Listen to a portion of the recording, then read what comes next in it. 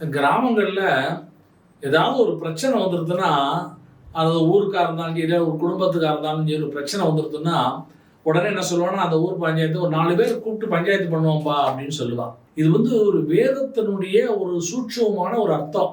4 பேர்னா யாரு அப்படின்னு சொல்றது தர்மசாஸ்திரத்துல அந்த 4 பேர் யாரு?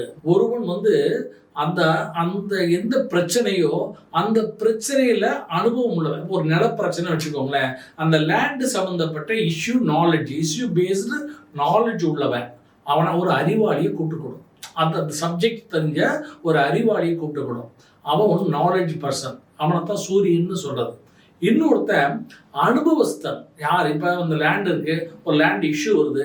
அப்போ அந்த ஒரு வயசானவர் அந்த ஊரில் இருப்பார். அவருக்கு தெரியும் இந்த தாத்தா இந்த லேண்ட் அவங்க அப்பா காலத்துலேருந்து எனக்கு தெரியும், அவங்க தாத்தா காலத்துலேருந்து தெரியும், இந்த லேண்ட் யார் முன்னாடி யார்கிட்ட இருந்து இல்லை அவருக்கு தெரியும். அப்போ அந்த மாதிரி அந்த அனுபவஸ்தர், அவருக்கு தான் தெரியும் இந்த லேண்ட் யாருடைய லேண்டுங்கிறது. அப்போ அந்த மாதிரி அனுபவம் உள்ள ஒருத்தரை கூப்பிட்டுக்கணும். இவர் அனுபவசாலி. பிறகு அவளுக்கு இவர் ஒருத்தர் கூட வச்சுக்கணும். அடுத்தாப்புல 2 பேர் மட்டும் இருந்தால் போதுமா? 3வது இன்னொருத்தர் நியாயஸ்தன் ஒருத்தர் வேணும். நியாயஸ்தன் யாரு? அவன் ஒரு மனசாட்சிப்படி பேசுகிறவன் ஒருத்தர் இருக்கணும். அந்த மனசாட்சிப்படி பேசுகிறான். இப்போ இவன் பண்ணுறது கரெக்டு, இவன் பண்ணுறது தப்பு. ஒரு பிரச்சனை வரும்போது இவன் பக்கம் நியாயம் இருக்குது, இவன் பக்கம் நியாயம் இல்லை. அப்போது ஒரு நியாயஸ்தான். அப்போ நியாயஸ்தான ஊருக்குள்ளேயே தெரியும் இவர் நியாயமாக நடக்கக்கூடியவர். அந்த மாதிரி ஒருத்தர் கூப்பிட்டுக்கணும். ஆனால் அந்த 3 பேர் மட்டும் கூப்பிட்டா போதாது. ஏன் போதாதுன்னு சொல்கிறா சாஸ்திரம். இன்றைக்கி நம்ம கண்ணால் பார்த்துட்டு இருக்கிறோம்.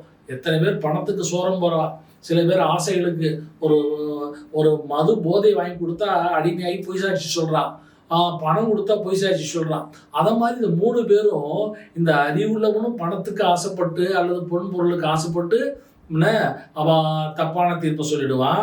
அடுத்தாப்புல நியாயம் பற்றி நிற்க மாட்டான்.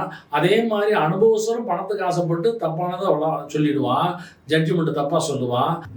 ஞானஸ்தன் ஒருத்தர் சொல்லியிருக்கு சாஸ்திரம். ஞானஸ்தன் சொன்னால் இந்த நியாயஸ்தன் எப்படின்னா அந்த இஷ்யூ பேஸ்டு நியாயத்தை மட்டும் சொல்லுவான்.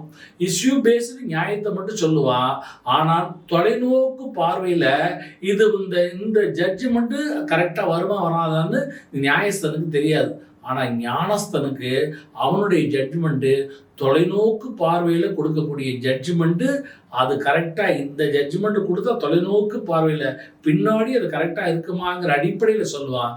அதனால் ஒரு அறிவாளி, ஒரு அனுபவசாலி, ஒரு நியாயஸ்தன், அதற்கு மேலே தொலைநோக்கு பார்வை உள்ள ஒரு ஞானஸ்தன், இந்த 4 பேர் சேர்ந்து தான் ஒரு தீர்ப்பை ஒரு பஞ்சாயத்தை பண்ணால் அந்த பஞ்சாயத்து என்றைக்கும் நிலைத்திருக்கும் அப்படிங்கிறது சாஸ்திரம்.